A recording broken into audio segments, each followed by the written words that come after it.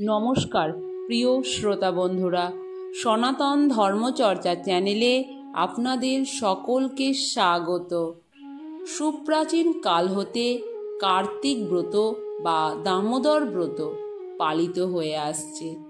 আমাদের বৈদিক সংস্কৃতিতে কার্তিক বা দামোদর মাসের মহিমা, মাহাত্ম্য, দামোদর ব্রতকথা ও শাস্ত্রীয় নির্দেশাবলী বর্ণিত রয়েছে। চাতুর্মাসের মধ্যে চতুর্থ মাস অর্থাৎ কার্তিক মাসকে বলা হয় দামোদর মাস, কারণ এই মাসটি ভগবান শ্রীকৃষ্ণের দামোদর রূপের আরাধনার জন্য নির্দিষ্ট। মা যশোদা শিশু কৃষ্ণকে দাম বা রজ্জুর দ্বারা বন্ধন করেছিলেন। সেই জন্য ভগবান শ্রীকৃষ্ণের আর একটি নাম হল দামোদর। দামোদর ব্রতের সময়ে প্রতিদিন সন্ধ্যায় কর্পূর মিশ্রিত ঘি বা তিলের তেল দিয়ে প্রদীপ প্রজ্বলন করে ভগবানকে নিবেদন করতে হয় এবং শ্রী দামোদরাষ্টকম পাঠ করতে হয়। আজকের এই ভিডিওতে আমরা জানাবো এই দামোদর মাস বা কার্তিক মাসের ব্রতকথা। ব্রতকথা শ্রবণ করার সময় ভিডিওটি স্কিপ করবেন না। তাহলে চলুন প্রিয় শ্রোতা বন্ধুরা, আমরা শুরু করি দামোদর মাসের ব্রতকথা বা মহিমা। ধর্মদত্ত উপাখ্যান অনুযায়ী পদ্মপুরাণে বর্ণিত আছে যে একবার পৃথু মহারাজ দেবর্ষি নারদ মুনিকে জিজ্ঞাসা করেছিলেন, হে মুনিশ্রেষ্ঠ, কার্তিক ব্রত পালনকারী ব্যক্তিরা যে প্রকার ফল প্রাপ্ত হয় তা আপনি বর্ণনা করুন। কারা এই ব্রত অনুষ্ঠান করে থাকে? মহর্ষি নারদ বললেন, হে রাজন, পূর্বকালে ধর্মদত্ত নামে এক ধর্মজ্ঞ ব্রাহ্মণ ছিলেন। তিনি সর্বদা ভক্তি ভরে ভগবান শ্রীবিষ্ণু ব্রত পালন করতেন এবং নিষ্ঠাপূর্বক সর্বদা বিষ্ণু পূজায় নিমগ্ন থাকতেন। তিনি দ্বাদশ অক্ষর মন্ত্র জপ করতেন। অতিথি সৎকার তার অত্যন্ত প্রিয় ছিল। কার্তিক মাসে একদিন ভগবান শ্রীহরির সাথে জাগরণ করার মনোবিলাস নিয়ে ভগবানের মন্দিরাভিমুখে যাত্রা করলেন। তখনও এক প্রহর রাত্রি বাকি ছিল। ভগবানের পূজার সামগ্রী নিয়ে যেতে যেতে ব্রাহ্মণ পথের মধ্যে দেখলেন যে এক রাক্ষসী তার দিকে এগিয়ে আসছে। তার আওয়াজ ছিল অত্যন্ত ভয়ানক। সারা শরীরে কাঁটা কাঁটা লোম, লক লক করছে জিভ, নগ্ন শরীর, মুখ থেকে বেরোচ্ছে গম্ভীর ঘর ঘর শব্দ। ওইসব দেখে ব্রাহ্মণ ভয়ে শিউরে উঠলেন। তার সারা শরীর কাঁপতে থাকলো। রাক্ষসীর সামনে এলে কোনো প্রকারে সাহস করে পূজার সামগ্রী ও জল নিয়ে অত্যন্ত ক্রোধে রাক্ষসীর ওপর ছুঁড়ে মারলেন। হরিনাম স্মরণ করতে করতে তুলসী মিশ্রিত জল রাক্ষসীর গায়ে ছুঁড়ে মেরেছিলেন। এই জন্য সেই রাক্ষসীর সমস্ত পাপ তৎক্ষণাৎ নষ্ট হয়ে গেল। তখন সেই রাক্ষসী তার পূর্বজন্মের কাহিনী স্মরণ করতে সক্ষম হলেন এবং বুঝতে পারল তার পূর্বকৃত কর্মের পরিণামেই তার এই দুর্দশা। সে ব্রাহ্মণকে দণ্ডবৎ প্রণাম করে বলতে শুরু করল, হে ব্রাহ্মণ, আমি পূর্বজন্মের কুকর্মের ফলে এই দশা প্রাপ্ত হয়েছি। এখন কিভাবে আমি উত্তম গতি লাভ করব আমাকে বলে দিন।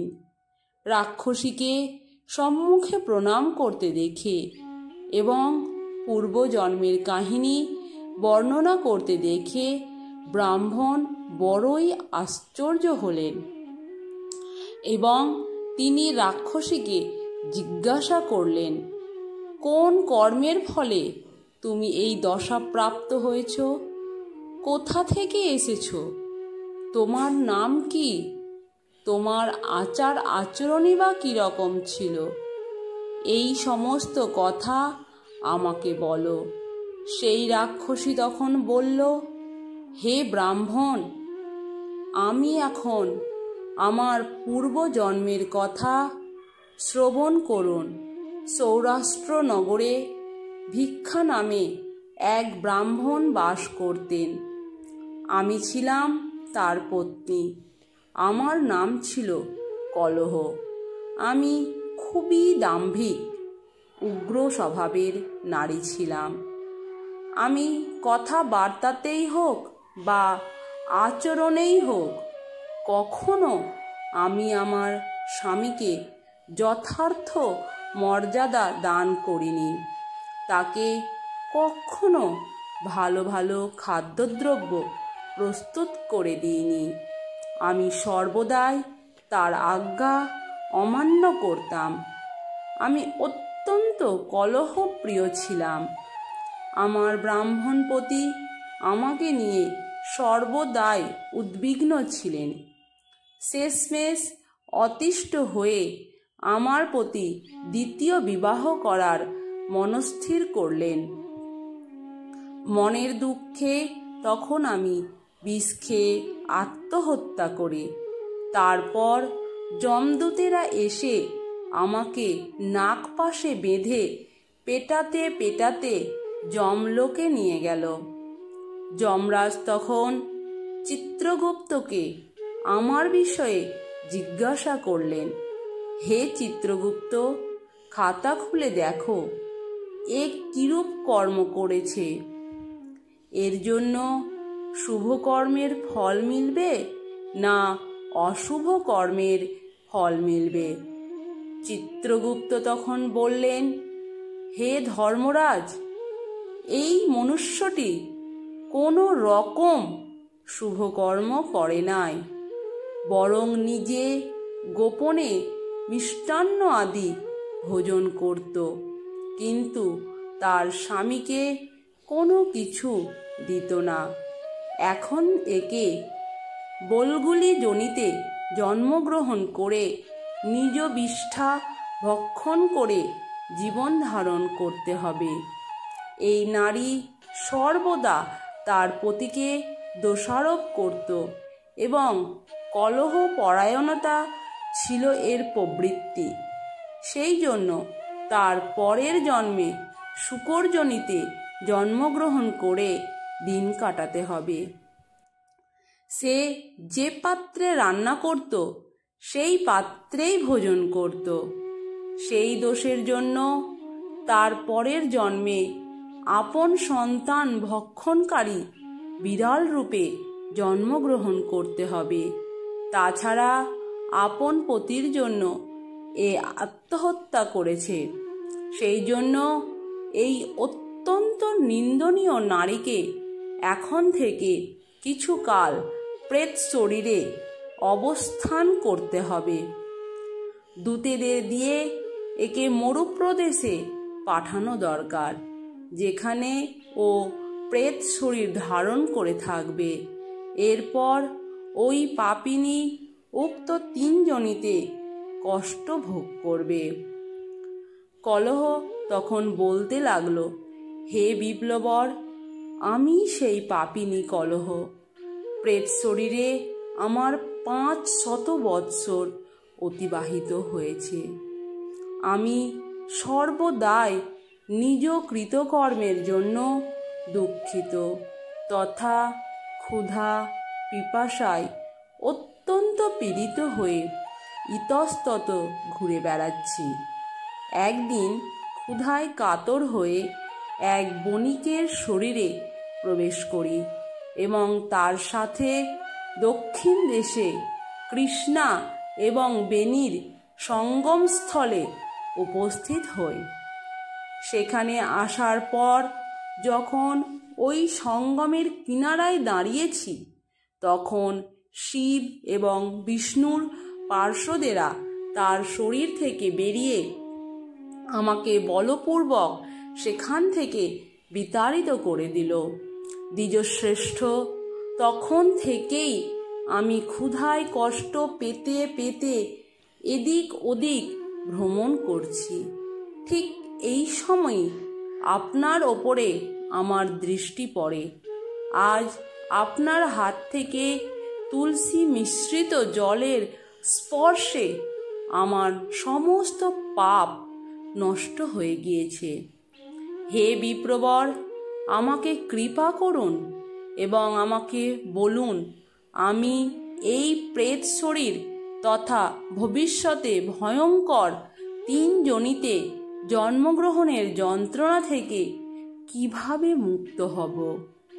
দেবর্ষি নারদ বললেন, কলহের এই সমস্ত কথা শুনে দ্বিজশ্রেষ্ঠ ধর্মদত্ত তার কর্মের পরিণাম বিচার করে বড় আশ্চর্যান্বিত এবং দুঃখিত হলেন। অনেক ভাবনা চিন্তার পরে আক্ষেপের সঙ্গে বললেন, তীর্থ, দান এবং ব্রত আদি শুভ কর্মের দ্বারা পাপ নষ্ট হয়, কিন্তু তুমি এখন প্রেত শরীরে অবস্থান করছো। এই সমস্ত শুভ কর্মে তোমার অধিকার নেই। তবুও তোমার এই দুর্দশা দেখে আমার মনে অত্যন্ত দুঃখ হচ্ছে। আমি মনুষ্য জন্ম নিয়ে এখন পর্যন্ত কার্তিক ব্রত পালন করে যে পুণ্য সঞ্চয় করেছি, তার অর্ধেক তোমাকে দান করলাম। সেই অর্ধেক পুণ্য নিয়ে তুমি উত্তম গতি প্রাপ্ত হও। এই কথা বলে ধর্মদত্ত কলহকে ভগবান শ্রী বিষ্ণুর 12 অক্ষর মন্ত্র জপ করে শ্রবণ করাতে লাগলেন এবং তুলসী মিশ্রিত জল দ্বারা তার অভিষেক করলেন। তখন সেই রাক্ষসী প্রেত শরীর পরিত্যাগ করে দিব্য রূপময়ী এক দেবীতে পরিণত হল। তাকে অগ্নির সমান উজ্জ্বল দেখাচ্ছিল। সে এমনই অনুপম সৌন্দর্য লাভ করল যেন সাক্ষাৎ লক্ষ্মী দেবী। তারপর সে ভূমিতে মস্তক নত করে সেই ধর্মদত্ত ব্রাহ্মণকে প্রণাম করে বিনীত কণ্ঠে বলতে লাগলো, হে দ্বিজশ্রেষ্ঠ, আপনার কৃপায় আমি নরক যন্ত্রণা থেকে উদ্ধার পেয়েছি। আমি পাপের সমুদ্রে ডুবেছিলাম। আপনি আমার জন্য নৌকার সমান হয়ে আমাকে উদ্ধার করলেন। আপনি আমার প্রণাম গ্রহণ করুন। সে যখন এইভাবে ব্রাহ্মণের সঙ্গে কথা বলছিল, এমন সময় দেখা গেল আকাশ থেকে দিব্য বিমান অবতরণ করছে, যাতে ভগবান শ্রী বিষ্ণুর মতো রূপ ধারণকারী শ্রী বিষ্ণুর পার্ষদগণ রয়েছেন। কাছে এসে বিমানের দ্বার খুলে এগিয়ে এলেন পুণ্যশীল এবং সুশীল নামে 2 বিষ্ণুর পার্ষদ, এবং তারা রাক্ষসী থেকে রূপান্তরিত সেই দেবীকে বিমানে ওঠালেন। এই সময় হঠাৎ এইরকম বিমান দেখে ধর্মদত্ত বড়ই আশ্চর্য হলেন। তিনি বিষ্ণুরূপধারী পার্শ্বদের দর্শন করে তাদের সাষ্টাঙ্গে প্রণাম করলেন। ব্রাহ্মণকে প্রণাম করতে দেখে পুণ্যশীল এবং সুশীল দুজনে তাকেও বিমানে উঠিয়ে নিলেন এবং তার প্রশংসা করতে করতে ধর্মীয় তত্ত্ব বলতে লাগলেন। তারপর ভগবান শ্রী বিষ্ণুর দুই পার্ষদ বলতে লাগলেন, হে দ্বিজশ্রেষ্ঠ, তোমাকে অশেষ ধন্যবাদ, কারণ তুমি সর্বদাই বিষ্ণু আরাধনায় যুক্ত। দীন দুঃখীদের দয়া করা তোমার স্বভাব। তুমি অত্যন্ত ধর্মাত্মা এবং শ্রী বিষ্ণুব্রত অনুষ্ঠান আদি পালনে নিষ্ঠাযুক্ত। তুমি প্রতিজ্ঞাবদ্ধ হয়ে আজ পর্যন্ত এই কল্যাণময় কার্তিক ব্রত পালন করেছ এবং তার অর্ধেক দান করার ফলে দ্বিগুণ পুণ্য লাভে সক্ষম হয়েছ। তুমি অত্যন্ত দয়ালু। তোমার কার্তিক ব্রত এবং তুলসী পূজন আদি শুভকর্মের ফল দান করার ফলে এই স্ত্রীলোকটি আজ ভগবান শ্রী বিষ্ণুর নিকট গমন করছে। তুমিও এই শরীর অন্তে দুই স্ত্রীকে সঙ্গে নিয়ে ভগবান শ্রী বিষ্ণুর বৈকুণ্ঠ ধামে যাবে এবং তার সমান রূপ ধারণ করে সর্বদাই তার কাছে বাস করবে। পার্শ্বদ্বয় আরও বলতে লাগলেন, হে ধর্মদত্ত, যে ব্যক্তি তোমার মতো নিষ্ঠার সঙ্গে ভক্তি ভরে ভগবান শ্রী বিষ্ণুর আরাধনা করবে, সে ধন্য এবং কৃতকৃত্য তথা এই সংসারে তার জন্মলাভ সার্থক। যিনি পূর্বকালে রাজা উত্তানপাদের পুত্র ধ্রুবকে ধ্রুবপদ প্রদান করেছিলেন, সেই শ্রীবিষ্ণুকে যদি কেউ নিষ্ঠা সহকারে আরাধনা করে, তাহলে সেই প্রাণীকে কেন তিনি কিছু প্রদান করবেন না? ভগবানের নাম স্মরণ মাত্রই দেহধারী জীব সদ্গতি প্রাপ্ত হয়। পূর্বকালে যখন গজরাজকে কুমির আক্রমণ করে ধরে রেখেছিল, সেই সময় সে শ্রীহরির নাম স্মরণ করে সেই সংকট থেকে মুক্ত হয়ে ভগবানের নিকট স্থান লাভ করেছিল এবং এখনও সে ভগবানের জয় নামে পার্শ্বদরূপে বিখ্যাত। তুমিও শ্রীহরির আরাধনা করেছ, অতএব তোমাকে অবশ্যই নিজ সমীপে তিনি স্থান দেবেন। এই কার্তিক ব্রতে তুলসী মিশ্রিত জলের মাহাত্ম্য এমনই যে তা জীবের সর্বপাপ বিনষ্ট করে তাকে ভগবত ধামে গতি লাভ করায়। এবার আমরা জানব কলিপ্রিয়া উপাখ্যান অনুযায়ী দামোদর মাসের ব্রত কথা। পদ্মপুরাণে সুত শৌনক সংবাদে বর্ণিত আছে যে, পুরাকালে ত্রেতা যুগে শঙ্কর নামে এক শূদ্র ছিল। তিনি সৌরাষ্ট্র দেশের বাসিন্দা ছিলেন। তার পত্নীর নাম ছিল কলিপ্রিয়া। সে সর্বদা পতিকে অযোগ্য ভেবে অবহেলা করত এবং পরপুরুষের প্রতি আকৃষ্ট হয়ে পতিকে উচ্ছিষ্ট করত। মহামূঢ় সে নীচ সঙ্গত বশত হয়ে মদ্য মাংস খেয়ে পতিকে তিরস্কার করত নানাভাবে। নানা অকথা কুকথা বলতো, অকথ্য ভাষায় গালিগালাজ করত। একদিন সেই নির্দয়ী পাষাণী নারী পরপুরুষের প্রেমের মোহে অসি অর্থাৎ তরোয়াল দিয়ে নিজ স্বামীর মস্তক ছেদন করল এবং তার প্রেমিকের জন্য জঙ্গলে চলে গেল। সেখানে গিয়ে সে এক বীভৎস দৃশ্য দেখতে পায়। তার জন্য অপেক্ষারত পুরুষকে বাঘে খেয়ে ফেলছে। সেই দেখে সে কাঁদতে কাঁদতে মূর্ছা গেল। জ্ঞান ফিরলে সেই মূঢ়া কাঁদতে কাঁদতে আক্ষেপ করতে লাগলো, হায় হায়, আমি আমার পতিকে হত্যা করে পরপুরুষের জন্য এলাম, কিন্তু আমার সেই প্রেমিককে বাঘে খেয়ে ফেলেছে। এখন আমি কি করব? কোথায় যাব? আমি বিধাতার দ্বারা বঞ্চিত হলাম। তারপর কলিপ্রিয়া স্বগৃহে ফিরে অনুশোচনায় বিলাপ করতে লাগলো, হে নাথ, আমি কি নিদারুণ কর্মই করেছি, কোন লোকেই বা যাব?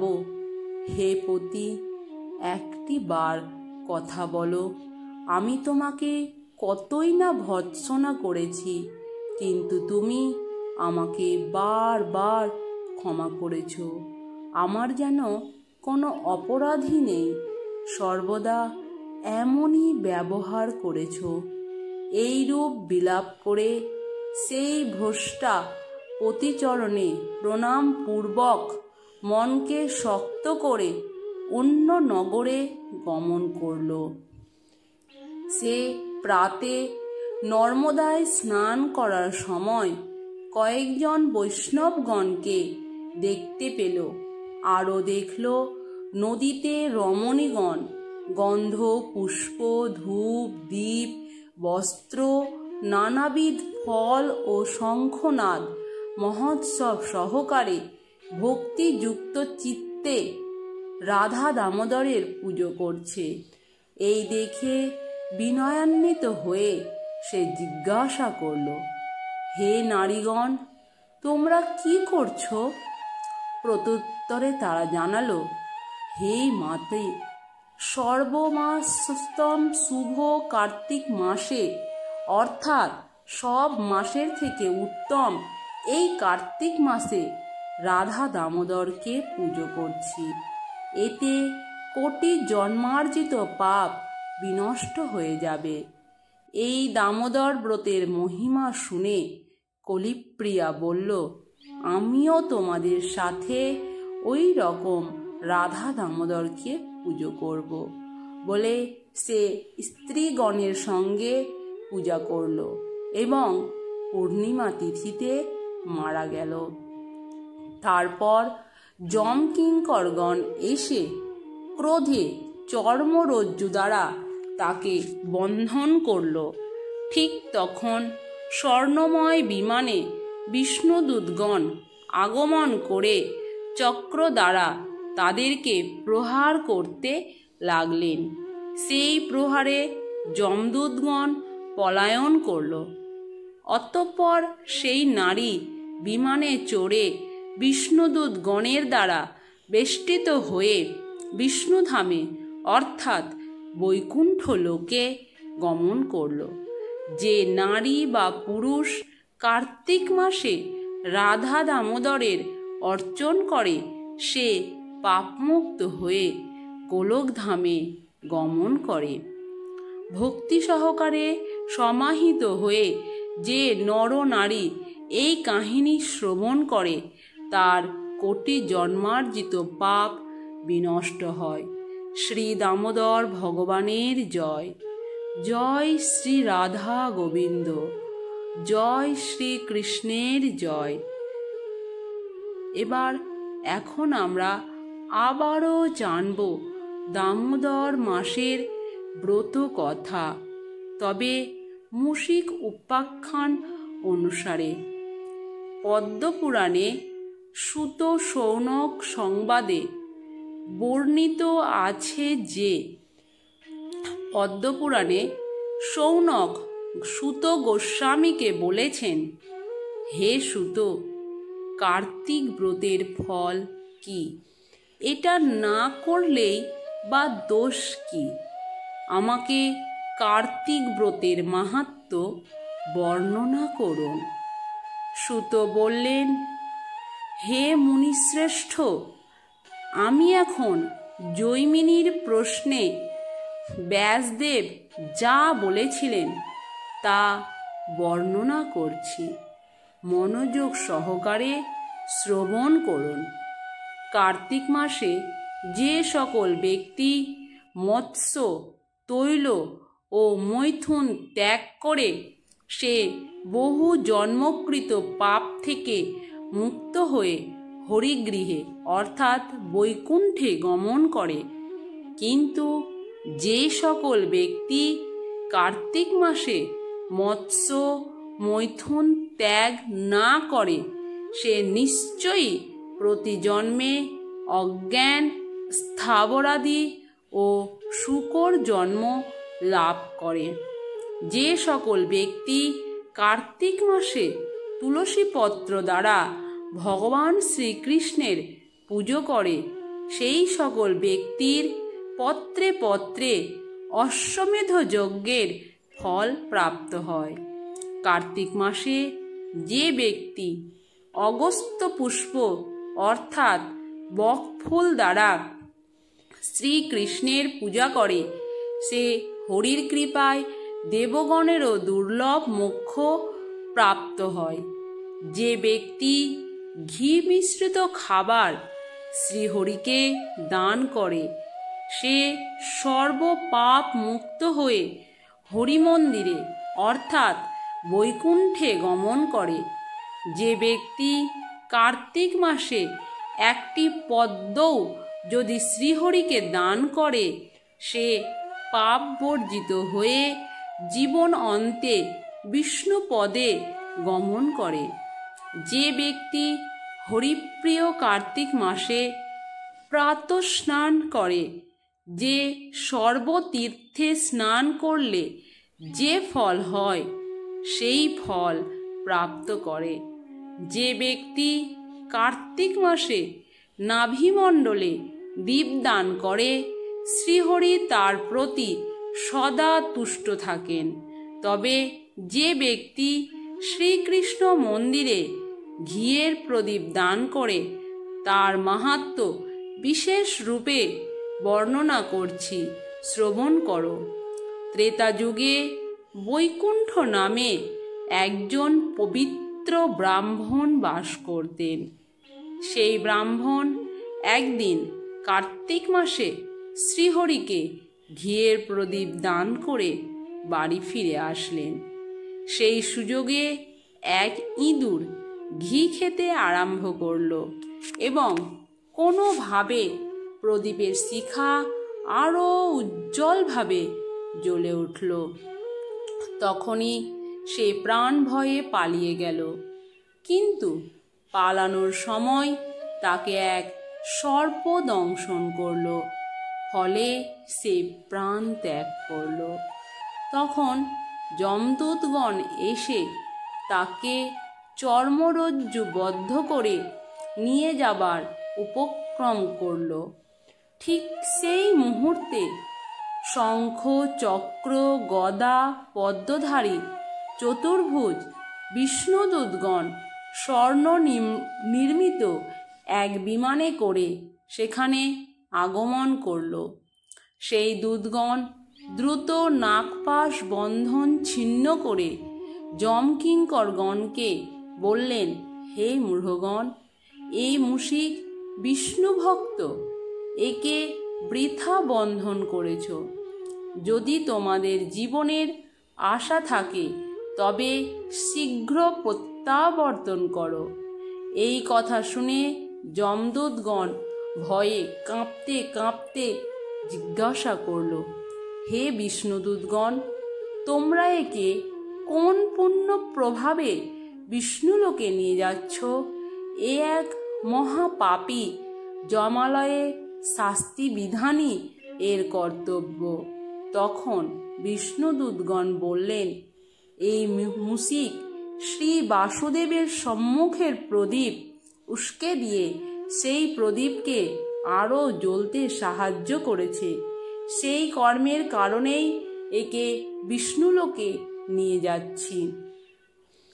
তারা আরও বললেন, যে ব্যক্তি অনিচ্ছা সত্ত্বেও শ্রী বিষ্ণুর সম্মুখের প্রদীপের বোধন করেন সে কোটি জন্মার্জিত পাপ পরিহার করে শ্রীহরির গৃহে গমন করেন।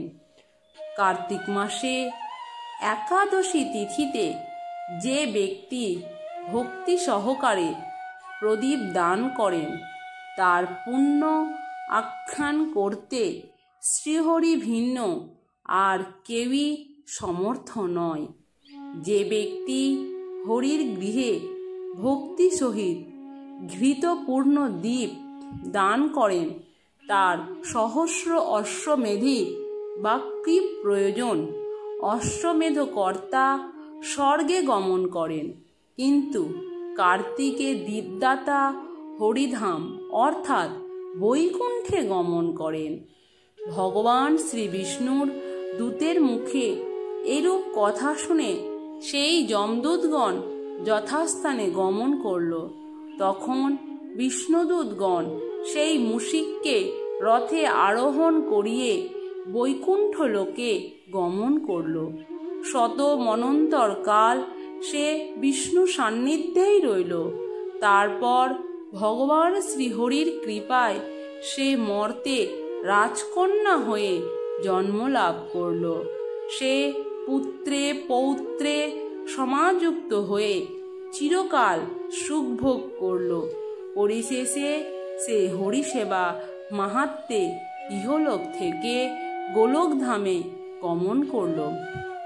মর্তবাসীগণ এই উত্তম দীপ মাহাত্ম্য শ্রবণ করে অর্জিত সর্ব পাপ থেকে মুক্ত হয়ে বৈকুণ্ঠ লোকে গমন করে।